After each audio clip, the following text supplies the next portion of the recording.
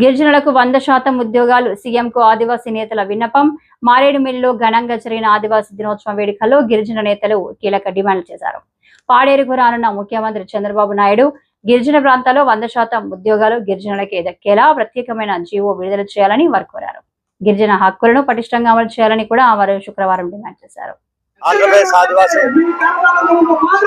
ఆదివాసీ joint action committee రాష్ట్ర ప్రధాన కార్యదర్శిని ఈరోజు ఆంధ్రప్రదేశ్ ఆదివాసీ జేఏసీ పక్షాన ఈరోజు మారేడుమిల్లిలో జరుగుతున్నటువంటి కార్యక్రమంలో ఈ వేదిక ద్వారా రాష్ట్ర గౌరవ ముఖ్యమంత్రి వర్యులకి మేము విన్నవించుకోదలుచుకున్నది ఏంటంటే, ఈరోజు ఆదివాసులంతా జీవో 3ని సుప్రీంకోర్టుకు వేసిన తర్వాత ఒక అభద్రత భావంలోకి నెట్టివేయబడ్డారు.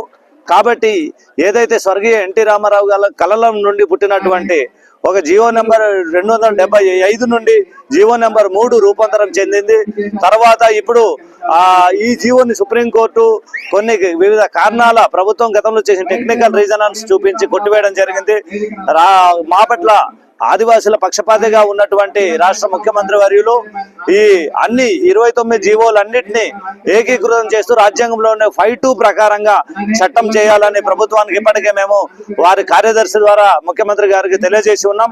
కాబట్టి ఒకటే ఇందులో రాజ్యాంగ పరంగా అన్ని లోకల్ కేడర్ పోస్టులన్నీ కూడా స్థానిక ఆదివాసులుగా చెందే విధంగా షెడ్యూల్ ప్రాంత ఉద్యోగ నియామకాల చట్టం చేయాలని మేము ప్రభుత్వానికి ముఖ్యమంత్రి గారికి డిమాండ్ చేస్తున్నాం.